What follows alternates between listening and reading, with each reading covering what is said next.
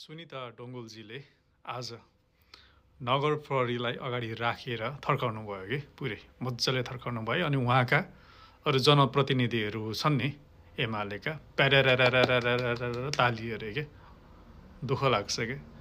नगर प्रहरीको जुन गरिमा छ, जुन एउटा उहाँहरूको जुन एउटा काम गर्ने जुन तरिका छ, त्यसलाई चाहिँ अलिकति ह्युमिलेट गरे जस्तो चाहिँ मलाई चाहिँ फिल भइरहेको छ वास्तवमा भन्यो भने हैन। एमालेको मान्छेहरूले प्यारारारारारा अरे के ताली के कस्तो खाले के हो के, यो त सिधै ह्युमिलेसन भयो नि त हैन। उहाँहरूको साख गिराउने काम हो यो भनेको हैन। त्यो काठमाडौँ बनाउनमा उहाँहरूको महत्त्व कति छ भन्ने कुरा अब त्यो बिर्सिहाल्नु भयो उहाँहरूले क्या। माथिबाट आइसके पछाडि, आदेश आइसके पछाडि त्यो कुरा चाहिँ बिर्सिँदो रहेछ, मान्छे अन्ध बन्दो रहेछ क्या।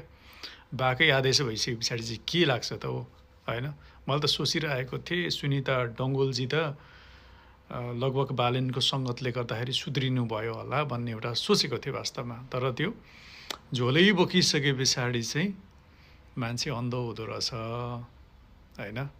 त्यो कुरा चाहिँ हामीले बुझ्नु पर्यो, स्वतन्त्र रूपमा सोच्न सक्दैन रहेछ वास्तवमा। अब उहाँले त्यो प्रहरीहरूलाई थर्काएर बालेनलाई थर्काउन खोजेको के हो हैन। बुझ्न सकिएन क्या भाइ, बुझ्नै सकिएन के हो हैन। अनि बालेनले के गलत गरेको छ फेरि हैन। त्यही हो, अब ढक्कनै लागिसके पछाडि त केही नै गर्न नसक्ने अवस्था छ हैन। तर अब देखाउँछन् फेरि, जनताले देखाइदिन्छन् हैन। त्यही नै हो, त्यसको समयको प्रतीक्षा चाहिँ गर्नुपर्छ। अर्क साम्बाङजीले पनि भन्नुभएको छ, बालेनजीको अब धेरै सङ्गत पनि गर्नुभएको छ अर्क साम्बाङजीले। उहाँले भन्नुभएको छ अब धेरै सोझो हुनुहुन्छ, अब अलिकति बाङ्गो चाहिँ हुनुपर्छ है, त्यत्तिकै हेप्छन् यिनीहरूलाई चाहिँ तल लगाउनुपर्छ भन्ने खालको एउटा आशय थियो। तल लगाउनै पर्छ हैन। राम्रो सही काम रोक्ने खालको मान्छेहरूलाई चाहिँ तल लगाउनै पर्छ, तल लगाएरै अघि बढ्ने हो है त।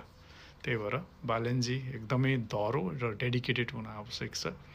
हेप्नेलाई चाहिँ अब एउटा लेभलबाट उहाँले उयो गर्नुहुन्छ भन्ने चाहिँ जोस् आशा। अर्क साम्बाङजी हुनुहुन्थ्यो भने त त्यसलाई के गर्नुहुन्थ्यो हामीले जानेको थियो हैन, के गर्नुहुन्थ्यो भन्ने कुरा हैन। अर्क साम्बाङजीको त अगाडि त्यस्तो कुरा त टिक्दैन, केही पनि टिक्दैन क्या। त्यो स्ट्रङ पोइन्ट चाहिँ फेरि अर्क साम्बाङजीमा छ क्या। त्यो चाहिँ बवालै छ, कसैले नसोचे पनि हुन्छ क्या। अर्क साम्बाङजीलाई थर्काएर केही गर्छु भन्दा चाहिँ नेपालमा नसोच्दा पनि हुन्छ। त्यो चाहिँ लेखेर राख्नु होला, नोट बनाएर राख्नु होला हजुरले। अर्क साम्बाङजीलाई थर्काएर केही गर्छु भनेर नसोच्दा पनि हुन्छ नेपालमा। त्यो चाहिँ लेख्नु, नोट गर्नु होला हजुरहरूलाई त।